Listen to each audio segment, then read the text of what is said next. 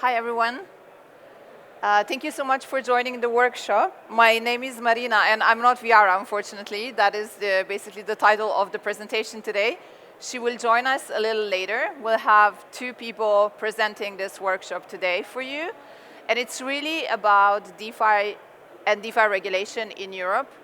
It might be a little bit very specific to one jurisdiction, so the European jurisdiction, but it is basically where we are working in and what we focus on. So this is what our expertise is and what we can share with you.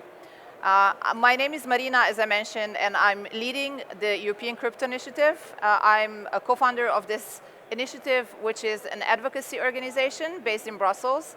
And for the last 6 years, we have worked on policy initiatives in the EU, working on the markets in crypto assets regulation, working on anti-money laundering, travel rule, many different things that are indirectly or directly affecting DeFi. So that's where we are coming from, and this is why the presentation is going to be today about.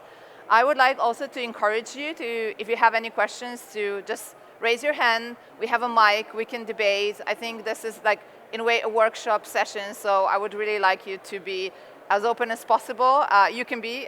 This workshop is recorded, so we always keep that in mind when we're lawyers and talking about regulation and stuff. Of course, that's not legal advice or any other advice, but I think still it's very much, I would say, useful to debate.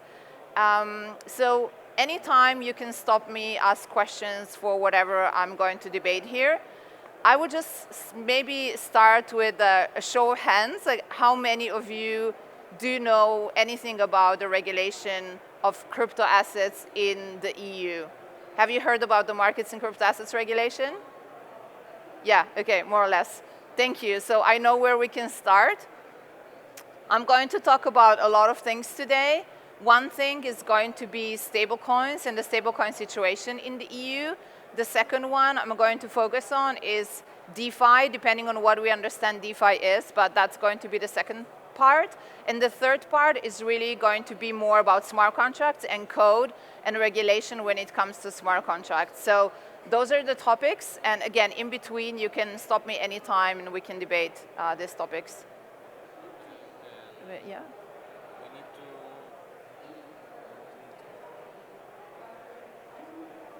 Oh, yeah, thank you.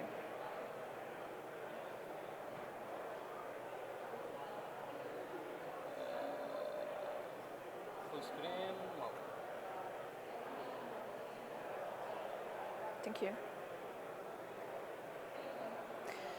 So maybe just a little bit as an intro about European Crypto Initiative. As I mentioned, we're working in the EU when it comes to policy. So any type of proposal, legal proposal that comes up that could affect crypto assets or blockchain is something that we're working on. We do host events, we have meetings, write position papers. So if you're interested in what's happening in the EU, you can visit our webpage. It's EU.ci, and you can see also a few of our position papers there and the members we're working with. So when it comes to DeFi, it's really hard to understand basically what is DeFi and what are all the parts that are part of the DeFi ecosystem. Especially as a lawyer, we're very focused on definitions. It's really hard to say, okay, that is this specific service that is part of DeFi, or there is another, I don't know, token that is part of DeFi. But as we said, there's different things, and some are regulated, some are not regulated. So from this presentation here, you can see that we're looking into stablecoins, DeFi, derivatives, oracles, etc. And the most regulated in the EU currently are stablecoins. You have probably heard that MiCA is regulating stablecoins. And we do have few different types of stablecoins in the EU. 2 different types. That is the difference from what you have, for example, in the US, when it comes to the basically stablecoin framework there. We talk about 2 different types. The first one is the e-money token, which is basically defined as a type of crypto asset that maintains the value at one specific fiat currency. So it's really something that we have had in the past already, the e-money, for example, directive, but not the e-money tokens. So it's something that Europe is already, I would say, used to partially, but we translated the framework that we had in the past into the crypto assets area as well. The second one is very specific and basically just specific to crypto assets, which is the asset reference token, which is the one that the value is referencing by several different fiat currencies or several commodities or other several crypto assets or a basket of different assets. So when it comes to a little bit more complicated, usually it is an asset reference token. To my knowledge, at this moment, we do not have one regulated, registered asset reference token issuer. So it is, I think, one of the hardest things to comply with when it comes to MiCA. And the other part, when it comes to the e-money tokens, we do have already few entities that are regulated, like Circle was one of the first ones, and few others. And those are already, I would say, active in the EU. They were getting licenses from different jurisdictions, like France, and I think Ireland recently with AVE. So it's something that I would say is working, and it is implemented in the EU. Going back a little bit, I mentioned the Markets and Crypto Assets Regulation, which is the framework that regulates stablecoins. It does not regulate only stablecoins. It regulates crypto assets in general. So we do have different types. And I think most of the, I would say, the crypto audience is familiar with the utility tokens versus security tokens. We do have something similar in the EU. So the crypto assets, the name, or other crypto assets, that is something that I would say we would usually call the utility token in the general slang. And then we do have security tokens that are financial instruments, but they're not regulated in MiCA. They are regulated in another regulation that exists before, which is MiFID. So it doesn't really matter what the container of the asset is, even when it comes to, let's say, the NFT standards or other standards. What is important for the EU regulator is really what is within that token.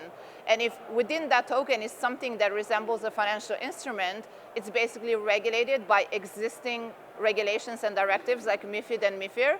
If it's a new thing that is a utility token, it's called a crypto asset and is regulated by MiCA. And so different types are the crypto assets and then the stable coins, which are regulated specifically, and I would say very heavily. One of the very important part of regulating stablecoins is that the issuer has to be incorporated in the EU, and it has to go through the whole licensing process. There's also different, basically, requirements that they have to fulfill in order when it comes to specifically reserves in banks in the EU. I think this is one of the, I would say, toughest things to comply with, but there is a regime, it's heavily regulated, and we have already existing use cases, especially when it comes to e-money tokens. So when it comes to DeFi, the question is, would you put stablecoins and regulated stablecoins as part of DeFi or not? Or would only the decentralized stablecoins be part of DeFi and in a way subsuming to this definition of DeFi?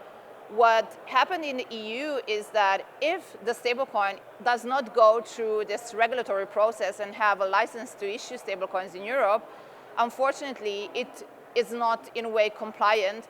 And what we have seen in the past is that the non-compliant stablecoins have been delisted. You've probably seen that already. I don't want to name the stablecoins, but some of the major ones have been delisted from European Union exchanges. So that is, in a way, the consequence. So we are here. The stablecoin regulation exists for almost 1.5 years already. It was applicable last year in summer. So thinking about this time, end of year, we have already 1.5 years of MiCA being applicable when it comes to stablecoins. The very interesting part that is happening at the moment is that there's some debates, questions around reinterpretation of a specific part of the regulation, which talks about global stablecoins. So the global stablecoins, in a way we define it, a stablecoin that is issued in different jurisdictions. And those stablecoins, in general, are fungible between themselves, between jurisdictions. It's really hard, I would say, at least from our point of view, to imagine that there would be a stablecoin that we know and use very often, but it would not be fungible between jurisdictions just because of the control of like how and in which way the basically government would regulate the stablecoin in that specific jurisdiction. But we have come to this point where we are asking these questions in the EU. So The first question that was asked is a Q&A, which is an institute where you can basically ask questions to authorities in the EU when there's something not clear about, for example, the markets in crypto assets regulation. So the French authority asked an official question in April this year about those issues. We call it a multi-issuance, in a way, problem or question, which means that if there's one issuer, that is one global issuer, and issues stablecoins, of course they need to have a subsidy in Europe. They need to be incorporated in Europe as well. But the tokens they issue, they are, again, globally used, globally fungible. And if this is okay with how MiCA was written, and if this is also okay with one of the most important goals of MiCA, which is financial stability. So the financial stability was one of the 4 goals of MiCA. The other ones was consumer protection, supporting innovation, and basically having a legal framework that is applicable over the whole EU. I don't want to go into details. This is all public information. You can find it online. You can see the questions. You can see how the questions were basically defined and where the challenge is. But the most important thing really is that those stablecoins are already, in a way, registered. They are compliant. They are listed in Europe as well and on exchanges, and they're globally, I would say, applicable. So if the answer here to this question comes as a yes, MiCA is enough, we can continue with what we have, nothing will change, and we'll have the global stablecoins being fungible between themselves. If they say no, multi-issuance is not okay, then we will try to imagine or think about a world where one specific stablecoin, and it doesn't need to be denominated in euros, it can be denominated in dollars or any other fiat basically currency, that stablecoin will be fungible only within the European Union and cannot be transferred with the, basically cannot be exchanged or cannot be identical as the other stablecoin that is going to be used globally. Yeah, we can go into that rabbit hole, imagining what would that mean even for liquidity when it comes to stablecoins in Europe. I would say that we're already, having this challenge where we don't have a lot of liquidity when it comes to euro-denominated stablecoins, for example, but they at least exist. And we do know that there is a motivation that came from MiCA for the existence of euro-denominated stablecoins because they have an easier way to comply with MiCA versus the one that are denominated in other fiat currencies. So I would say that it's a part of a process of us understanding how MiCA is really going to affect the whole EU crypto industry. But the most important thing is that the time when this question was asked was back in April this year. Basically, it was last year. And we still do not have a question to this, an answer to this question. So it became a very, very political question. There was, a whole debate. I don't know if you've read in the news, but the European Central Bank basically was involved in this discussion. The European Commission was involved in the discussion. The European Parliament, like all the European institutions, were looking into this question. Is MiCA a framework that is basically creating a safe space? It's creating a financial stability within the European Union, and should we ban multi-issuance? And so the latest, I would say, debates around that came within an opinion from the European Systemic Risk Board on this question. And the opinion was basically saying back in September that the multi-issuance should be prohibited and banned, and we should have different tokens that are not fungible between themselves within jurisdictions. But there's another catch.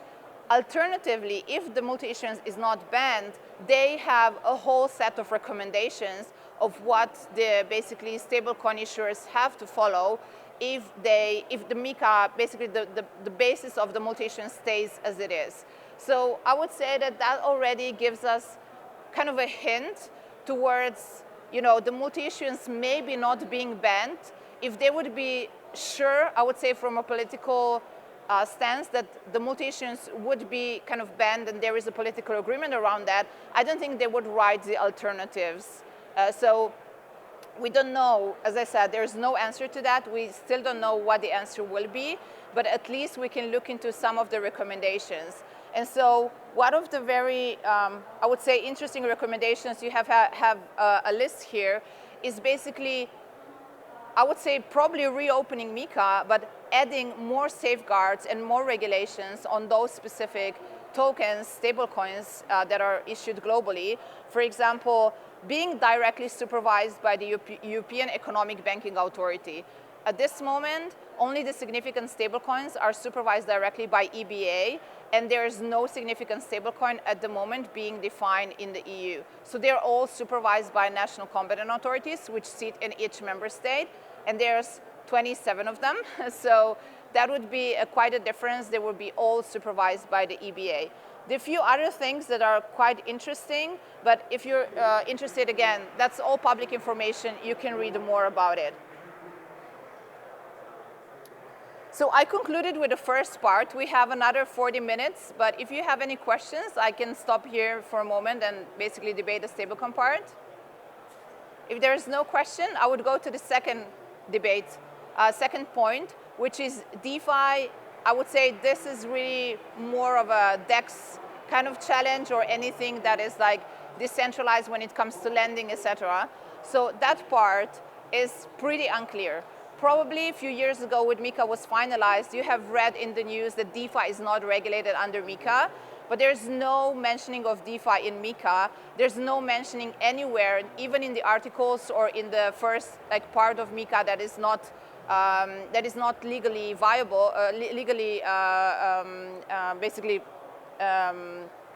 that does not have to follow legally. It's just the recital part, which is more of a description. So MiCA is, DeFi is not mentioned, but we do have a mention of decentralization, which applies to any other service providers or even issuers in certain part. And the part that is very important is the recital 22, which says where crypto asset services are provided in a fully decentralized manner without any intermediaries, they should not fall within the scope of MiCA, so of this regulation. Fully decentralized are outside of the scope. So what fully decentralized means, we don't know. Again, it's not defined. It will be defined by each member state specifically and their authorities, because the authorities are directly supervising service providers. As I mentioned before, MiCA is regulating crypto assets, defining the issuance and the definitions, but it is regulating also crypto asset service providers. And this is something that you probably know, you've heard about a market infrastructure bill in the US. It's something similar. So it's basically regulating a list of crypto asset service providers that could be exchanges, brokers, and advisors. There is a list, so it's not like anyone, but it is important which one, in a way, is kind of regulated. So usually the most famous ones are brokers, exchanges, custodials. When it comes to decentralized services that could be similar to, let's say, exchanges or custodials, then we have that recital. And I think the whole question of the most of the services that we think about are DeFi in the space boils down to this, to understanding what this is and how do we interpret that and what means fully decentralized. I have to say that EUCI, our organization, was basically instrumental to the point that we have this part in MiCA at all. That was debated back in 2021-22, so it was a really, really long time ago. In the first draft of MiCA, we never had anything mentioning decentralization, DAOs, DeFi. It was really a new concept to the parliamentary representatives at the time, and we had a huge workshop with 90 different people from the parliament showing what is the difference between a centralized exchange versus a decentralized exchange, and saying that decentralized exchanges or any type of DeFi products should not be regulated under MiCA because we do not understand them very well. In 2021, DeFi was really, really new for regulators at the time, and it was really the first time, I think, that most of them really delved deeper into this. And there was a compromise agreed at the end of the day that DeFi will not be regulated, fully decentralized service providers will not be regulated. But of course, I think personally that that is the best we could do at that time. Right now, we have to deal with what we have, which is trying to understand and create kind of an understanding of this definition also in practice with national competent authorities, which are the ones that are supervising. I also want to add something here where I know that there's been a lot of debates about the MiCA 2.0 and Christine Lagarde and maybe a few other politicians thinking about that. But to our understanding at this moment, there's not going to be a MiCA 2.0 in a sense where there would be a whole part regulated by MiCA on DeFi. So there is going to be, and there are going to be a few proposals to reopen MiCA and basically focus on a few new things that are centralized supervision, maybe the part of the stablecoins that I mentioned before, but there's no intention at the moment, with our understanding, of regulating DeFi and having a specific DeFi framework within MiCA. So also from a political point of view, I think it's important to know that we just started with the new European Commission's mandate, which means it's at the beginning, and now we are setting the stage and the plan for the next 5 years, which means that if right now, within the first year of the Commission, there was no intention to basically regulate DeFi, of course that's not public, no one says anything publicly about that or issued a paper, but that is our understanding. That probably means that in the next 4 years, we will not go into regulating DeFi, but we never know. Like, things are changing very quickly, so that's why our associations and others are really following everything that's happening in the space to react as quickly as things happen. There's another part that is Article 140, which is linked a little bit to what I was saying before. So there's no intention directly to regulate DeFi within MiCA right now, but there is a report that we are expecting from the European Commission that has to work on DeFi, and they need to look into what the situation is with DeFi at the moment on a market, and also trying to understand, should we regulate that or not, and is it something that has to have like an immediate specific, I don't know, article or a whole few, I don't know, pages of regulating DeFi. So that is something that, again, we're following if that is going to happen, but it was supposed to basically be published, I think even more than a year ago, so we still don't have this report. We'll see if it will happen, but this is something to look up for if you're interested in DeFi. So another very important thing is, as I mentioned before, basically crypto assets versus securities or financial instruments. MiCA says, I'm not regulating financial instruments. This is something that MiFID regulates. So there's another very important question within DeFi. It's, of course, how we define the services that I mentioned before. So there's like different services, many more that I have put here on a slide. What are the ones that even fall under MiCA, and then this, in a way, exemption of decentralization could be taken into consideration? What are the ones that are not even regulated in MiCA, but could be regulated in MiFID or MiFIR? And then this basically exception of a decentralization might not even be considered in those cases. So it's I would say, a very, very complicated question. And going back to clarity, we did have a paper written by the Danish authority on the basically DeFi and decentralization there. And the question really was, can we create like a test for understanding how to define decentralization? And that would be something that would be useful for the whole industry. And the industry could look into this and say, am I decentralized? Like, how does it look like on a governance side? How does it look like from a legal perspective? Or are we decentralized from like an economic point of view and a technical point of view? So they basically wrote a paper that is not a legal opinion. It's really just like basically a paper that has no, I would say, legal consequences, but it of course does have thought leadership consequences. And this paper is already, I think, out there for like more than a year as well. It has been debated quite a lot, and I think it's pretty interesting because it really puts this like decentralization in 3 different categories, if I was like mentioning before. First, like a project or in a way an organization, a DAO, has to be decentralized on a technical side. And then we need to look into the governance. And the third one is then the legal. So there are a few questionnaires like that. For example, if you look into the first question, are you using crypto assets? And then you say yes. Is it an issuance of crypto assets, for example? Are you issuing a token? Then you say, for example, yes. Is it the issuance offered to the public? You say yes, of course. And then, is the offer maybe led by an entity that should be regulated, for example, within MiCA? And if the question is yes, then you would need to comply with MiCA, write a white paper, if you want, of course, your tokens to be publicly issued, listed, etc. And if there's no, then it's not covered under MiCA, but it's really, I would say the devil is in the details to understand what are even those, like, what is the definition of an issuer? What is the definition of someone that is basically listing the token and someone that is, like, for example, an exchange offering the services of exchanging and brokerage around the token. So a lot of, like, I would say pretty detailed parts. One very interesting part is that they were talking about front ends as well.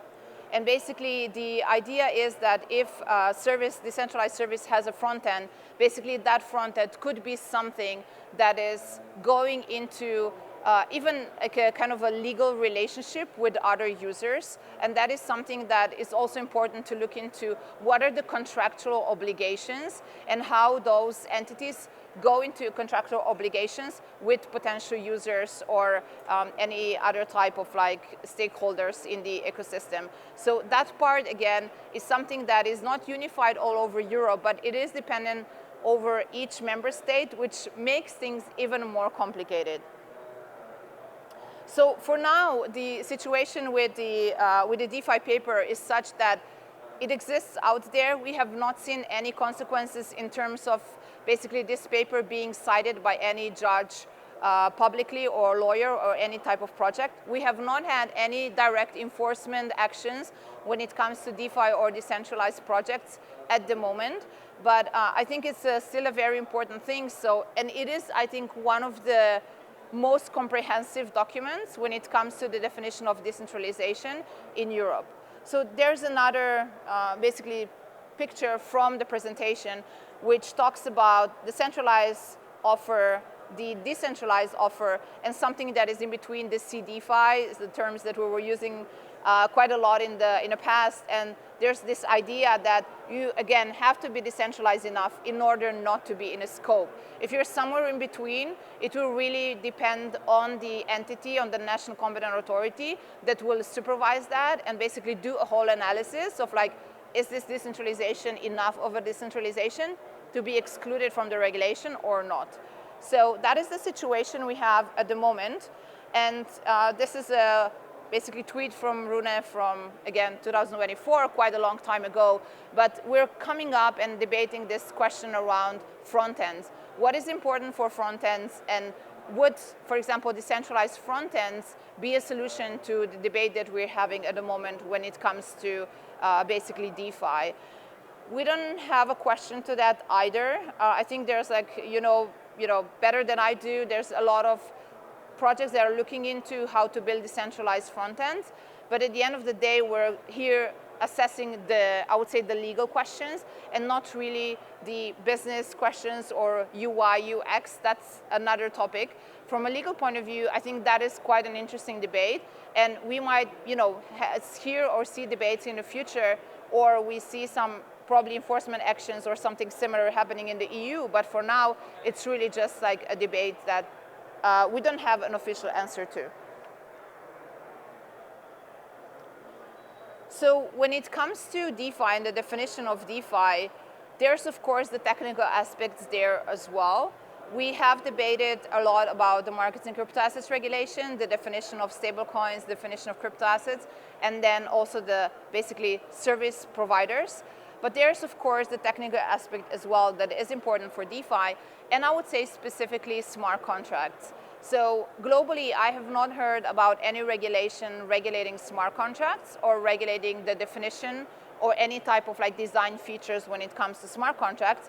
But Europe has done that in a previous mandate, and basically this regulation is called the Data Act, and it is applicable right now. There's a whole debate about the Data Act, and I have the last basically paragraph part of the presentation describing the Data Act there. But just like as a basically thought experiment, like when we think about code and DeFi, as I mentioned, except from this specific definition in the Data Act, we have not had any, I would say, intense debate or even public debate about public versus private blockchain. We have not had a lot of debate around the technical regulation of the crypto assets and crypto asset service providers in MiCA, just because it was really focused on the asset and it was not focused on the technical aspect. I'll stop here just to give an introduction to Vyara. Hi Vyara, thank you for joining us. Hello, thank you for having me. Maybe we'll do just a quick break for you to introduce yourself, and then we can go into the last part of the presentation. Sure, yes, and thank you for being here. I hope it's something that you'll find useful either by watching it here in person or later on the recording. But I'm Vyara, I'm part of the European Crypto Initiative, working alongside with Marina. So we, as she probably already told you, we have been working on quite a lot of issues that either directly or indirectly affect DeFi, and obviously security is a very big part of that. So my background is in human rights, so I also think quite a lot about the privacy implications and how privacy frameworks interact with blockchains, particularly public permissionless ones. But we are here also to be as useful as possible to all of you thinking about the security aspects of what is being built. So thank you, Marina, for also covering this already more than a half. It's a perfect introduction, because if we think about security, we have to think about basically the technical aspect, as I mentioned, and there are a few different elements. I feel like the regulators might be looking into the blockchain itself and the security of the blockchain within the debate of tokenization. So that part is something that has been debated right now in the EU. And it's a very important one, because the assets that we are regulating right now in, for example, the DLT pilot regime, are something that we have been regulated in the past as well under MiFID that I mentioned before. But the new thing is really the technical aspect and the tokenization and the use of the new technology that we have not used before. And so this question comes to mind. The other one that was debated in the past was also around smart contracts, and smart contracts basically auditing. There was a paper written by the French authorities on a proposal for having some kind of a legal framework when it comes to auditing of smart contracts. Many questions were asked there. I'm sure that that would be something that would be very interesting to the audience. And I have debated with quite a lot of different security experts as well during that time. But that is really something that is not a law yet. It was really just a debate. The logic was really, if we do not regulate DeFi right now, or if DeFi is not regulated within MiCA, DeFi is basically happening on chain. That means that the technical aspect has to be secure. And so probably the logic is we need to look into the technical aspects and the blockchains and smart contracts. So those are the basically thought processes of regulators in the EU. And it might happen that in the future, we might be looking into that, and we might be debating with regulators about those aspects. So the last part of the presentation is really about the Data Act. I don't know, Vyara, if you want to take it from here, but it's really something that, again, is already applicable. There has been a lot of work that we have put into this as EUCI as well, and there are very, very interesting, I would say, outcomes of that work that were published just yesterday. So this presentation is very up to date, and I think it's going to be quite a good news also for the end of this presentation. So for you to see that our work in a way is not in vain. We are trying to do our best, and quite often we do succeed in basically having specific changes in specific regulations that are something that basically does benefit the industry and does not hinder or limit the industry. So I can go on with this. But Sure, yes. So the Data Act is actually a very favorite topic of mine, because it illustrates quite clearly why we exist as an organization and why we are so well fitted to do the things that we are doing, which might sound a bit over the top, but it is. I'm going to walk you through how this thing panned out, and I think you might agree with me. So the Data Act was proposed a few years ago, and the idea is to basically provide more rights and possibilities for people, like for all of us, users of specific tech, when it comes to connected devices generating information from like use cases, from the usage of those devices. So the main point was to basically regulate connected devices, IoT devices, and those data transmissions that occur between them or while they are being used. So think smart fridges, for example. But the tragedy, I would say tragedy also of our industry, is that when it tries to overlap or to enter more the traditional space, quote unquote traditional space, there are things that are already there and words that already have meanings. So the example in this case, the clearest example in this case is smart contracts that we as an industry use. You know, we know what it is, that it's not like, that it's just a piece of code. However, smart contract, when that was a term that initially came into the public kind of space, was something that drew in a lot of lawyers who were considering this as just a subcategory of contracts. So this was a good way to kind of get more lawyers interested in the topic, but then we got them interested for all the wrong reasons, I would say. And smart contracts has also existed as a term in other technical scenarios, so it's not just the blockchain terminology that is being discussed here.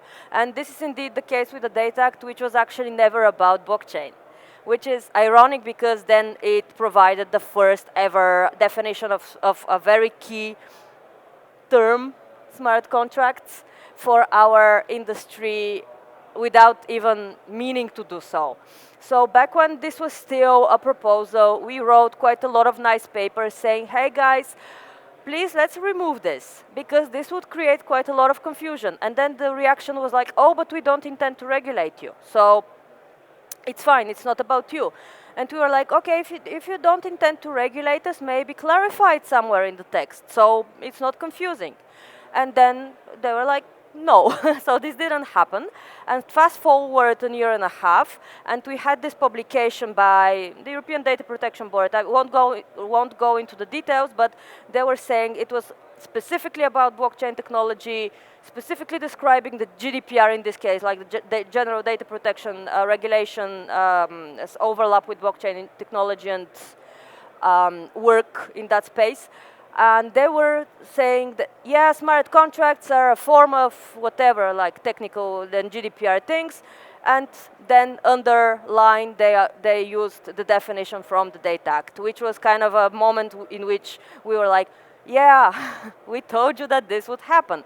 So fast forward, we have this here as the definition, which basically I'm not even going to read it because it's not something that I want you to remember, but just the thing is that it should not be defined as that.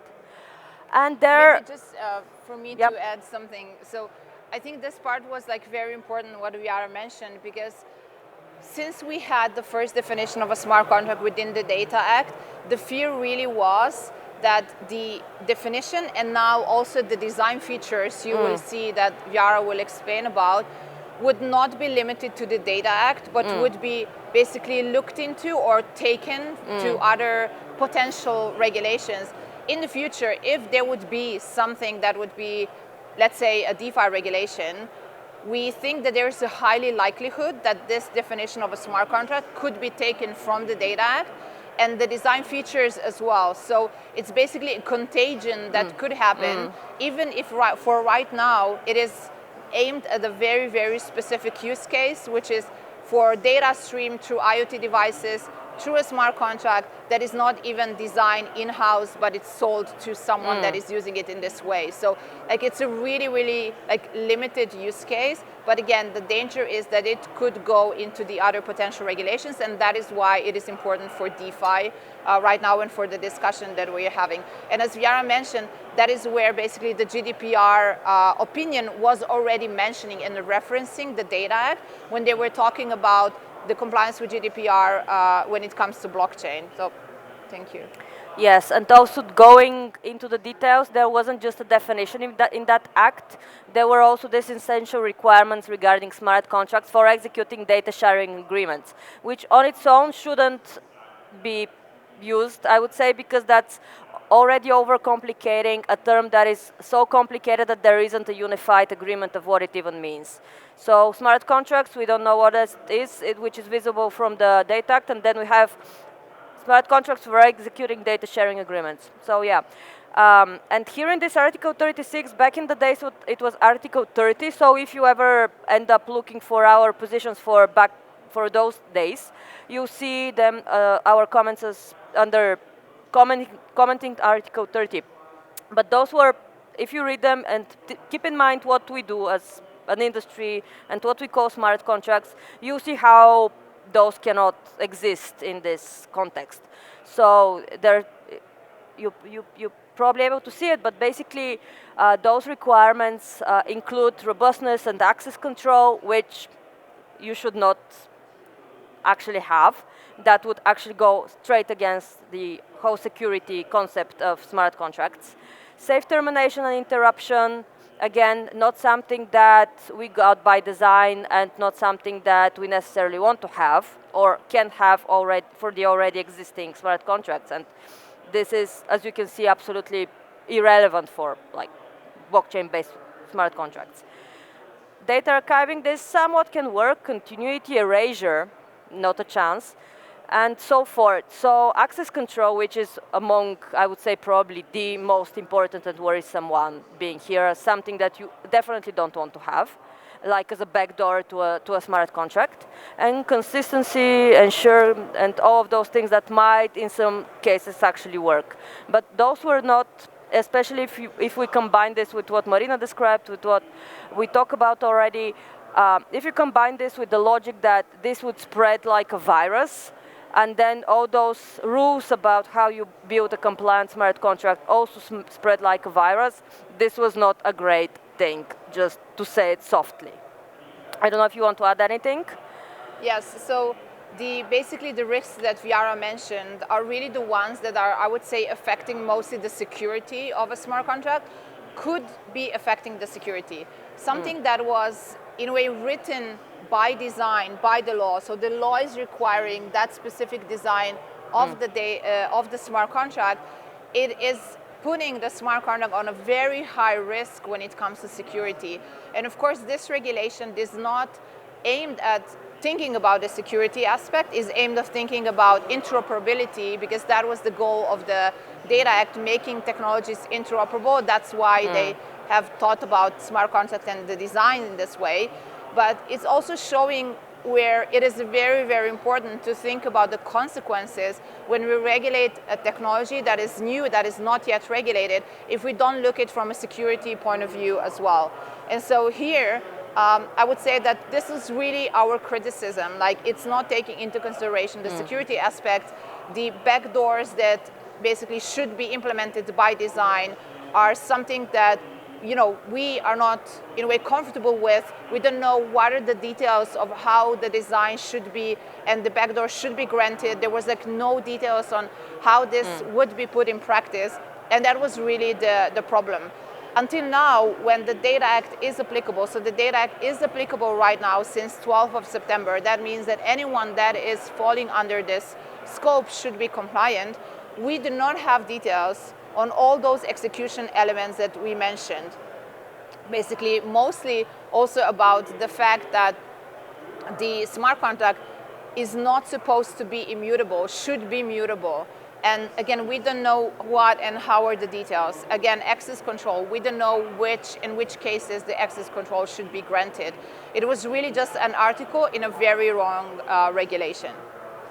And so what is a good news, we really are finalizing this presentation with good news, is that after working on this topic for about 4 years, that's the time frame within which regulations usually in the EU are starting and finalized and then being applicable. As I mentioned, we have a new commission, and the commission under the Draghi report is reviewing some of the regulations that we have currently in the EU.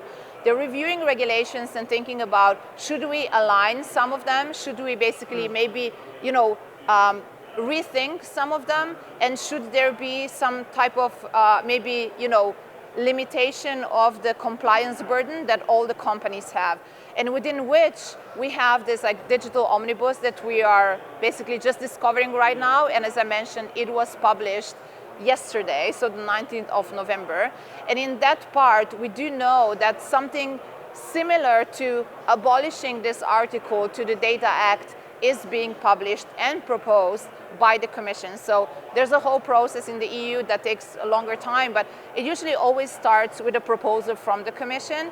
And the proposal, which we have now and can read about, is saying that that part that is regulating smart contract is not needed. They propose it to be deleted. And basically the arguments are very, very similar to the arguments that we have used in the past in our basically position papers. And I will read this part because it is, I think, quite important. It is also very much of a big win and recognition of our work that we have done in the past. And it's also something that is important to take into consideration where when it comes to policy in crypto, it's not only important to think about the centralized entities and how they will comply with some of the provisions of MiCA, but we do have like a whole framework in the EU that I think is very specific to the EU, which is the data framework, that is also affecting the crypto industry, specifically on a technical side. So if someone is thinking about DeFi, on-chain, basically activities, I think the technical side is very, very important. And this is where we need to look into the data regulation besides all the others that, globally similar, I would say, policy organizations are doing. The security aspect, the one on a financial regulation, others as well, like taxes. But here we have the data one. So I'll read that. That is also, the last slide from us today. So if you have any questions after that, we're happy to debate. But this part that I mentioned was saying, the absence of harmonized standards and clear definitions for key concepts such as robustness, access control, and consistency with contractual terms, combined with the requirement for a safe termination or interruption mechanism, is potentially incompatible with decentralized or public blockchain architecture built on immutable ledger, and it could pose challenges to innovators from a cost and opportunity perspective. So again, one of the rare times when even the term public or decentralized blockchains are used, we do not have a legal term for that in Europe, and that is the first time that in a way was in something that they mentioned. It is something that, of course, we will support and work on in the next few years, because that is, again, as I mentioned, just the first proposal. It just starts being debated within the Parliament, the Commission, the Council, and other institutions. But again, it is a testament to something that also the Commission in the EU, I would say, looks into, which is really understanding how the technical aspects work and trying to do the best when it comes to regulating that. So just to summarize, today we covered 3 main topics when it comes to DeFi in the EU. The first one was stablecoins. We thought about also decentralized stablecoins and the type of stablecoins and the future regulation, potential changes of stablecoins. The second one was DeFi in terms of service providers, could be DEXs, could be lending platforms and others. In, again, very specific cases, and few of the papers and thoughts around that. And the third one was around data, which is specifically the Data Act regulating smart contracts. So I do assume there's going to be quite a lot of debate on those topics in the next years in the EU. We'll keep you posted if you follow our social media, and our website is eu.ci. And I will just ask Vyara for the last comments if you want to add anything. We have a few other minutes. Yes, what I love about the EU, which is somewhat ironic because it's also what keeps me at night, is that there are so many legal frameworks that have good intentions but also have been overlapping quite a lot. So we showcased a part of things that currently touch upon DeFi, regulate DeFi, but also DeFi is something that we need to also perceive through all those other legal frameworks, including the GDPR, including cybersecurity frameworks that are also operationalized in Europe. So this is, I would say, just a selection of topics for you to think about and to be even aware of. And then, of course, there are quite a lot of other things that we are also covering, so that hopefully you will be well rested, not just having interrupted sleep because of the EU regulations, and would be able to build what you're building. And thank you for being here, and I hope you enjoy the rest of the event. Thank you.